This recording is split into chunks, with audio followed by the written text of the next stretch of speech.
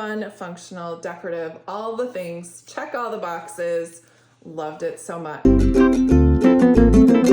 Well, today I've decided I'm gonna break out of my Traveler's Notebook mold. Now don't panic, it's still a creative paper crafting with the October Glow Kit from KRODesigns, but I'm going to make it, dun dun dun, about an A5 size. We received this A5 size paper pad in the creative kit, and there's so many beautiful papers in here that I thought would work really well. So what projects can we make with this paper pad? Stay tuned and I'll show you how to make one.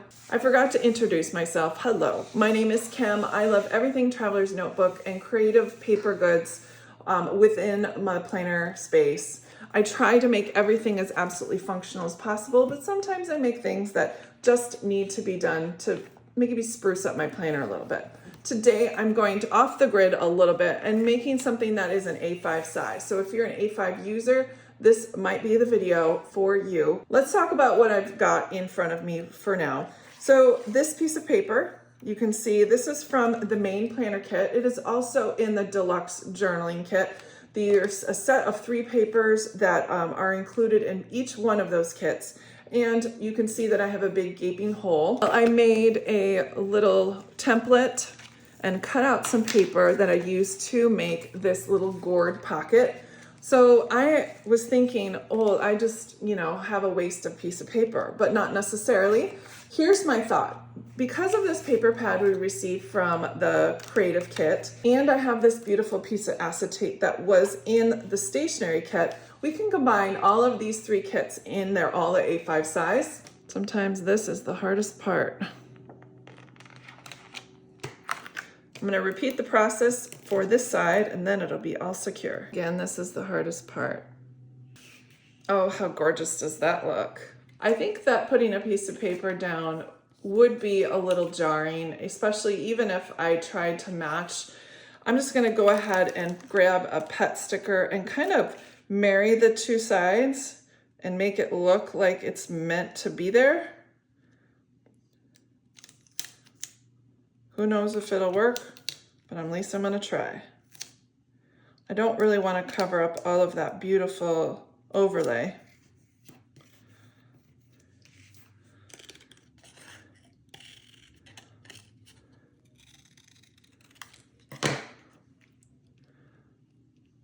Make it a little shorter and it'll be perfect.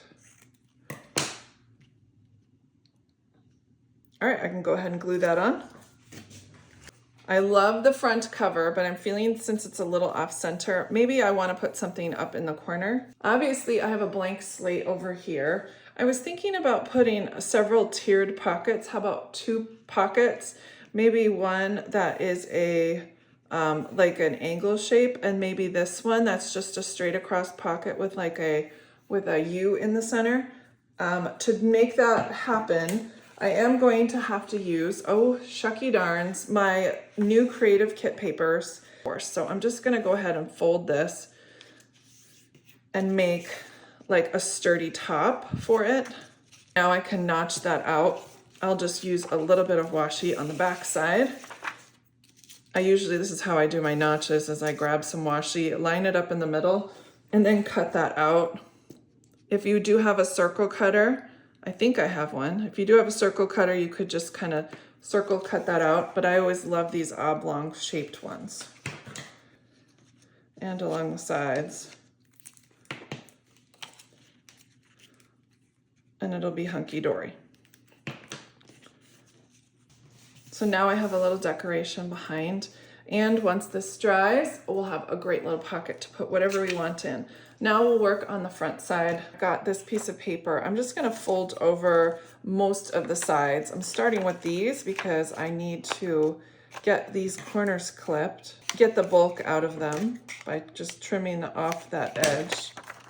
I'm gonna go ahead and adhere these down. That way I have a little bit more play when it comes to the pocket. Now I'm gonna go ahead and make also this cut here, and we'll attach that with a double fold on the top as well. So I'm gonna go ahead and fold this side down here and the remainder flap over here as well. Now I have a diagonal pocket that works just fine. I'm gonna get rid of this bulk here in the corner and then get my glue and get going. So we want to do a little decorating on front of this pocket. Of course, can't leave a space undecorated. I'm going to grab my rub-ons that came in the creative kit, and I'm just going to take those two pieces and we're going to rub them on this front section here. I'm going to add some stickers from the main planner kit on top. We'll make a little bit of a montage over here, a little cluster. Let's put this big leaf shape. I ripped off a leaf from that sticker, but no one's gonna know, except you guys, of course. This might look good there. And then we can work, as we worked on the background there, we can add a few more extra things. That looks like fun. Now I've got a great little cute little pocket. Let's see what our stickers look like. The stickers that were in the creative kit are now in the main planner kit. And now we have a great little home for our larger stickers here as well. Oh my goodness, what a cute little folio. Now it's time to have a little fun on this side. Since my birdies are upside down, I feel bad. So let's go ahead and cover those up. I'm just using yet another piece from that wonderful creative kit paper. And then I was thinking about the photo corners that are on the main planner kit sticky note pad. I think I'm gonna do is cut them off on the corners and actually use the photo corners for my deco cards right here on the other side. That way they will be part decoration, and then I can actually take them off and use them if I want to. I'm gonna just dry place these, and I think this would be a great spot for this Find Your Quiet. I'm gonna go ahead and put that one down there. And I am using the liquid glue. It dries really quick and it has a really nice fine tip on top. Then I'm gonna take my other photo corner, put my glue on the edge, just on the two edges, of course. And then figure out where this one needs to go by like dry fitting this one on top and placing this one just a little bit underneath. I want to make sure I need enough space for clearance to take it in and out of my little folio. All right, now I'm going to wait until it's dry and then I can put all of these deco cards in. Now I can go ahead and put my deco cards in. They're a little bit dry. Well, probably a little bit dry. I just am so impatient to try this. This is going to be a really cute way to display these deco cards.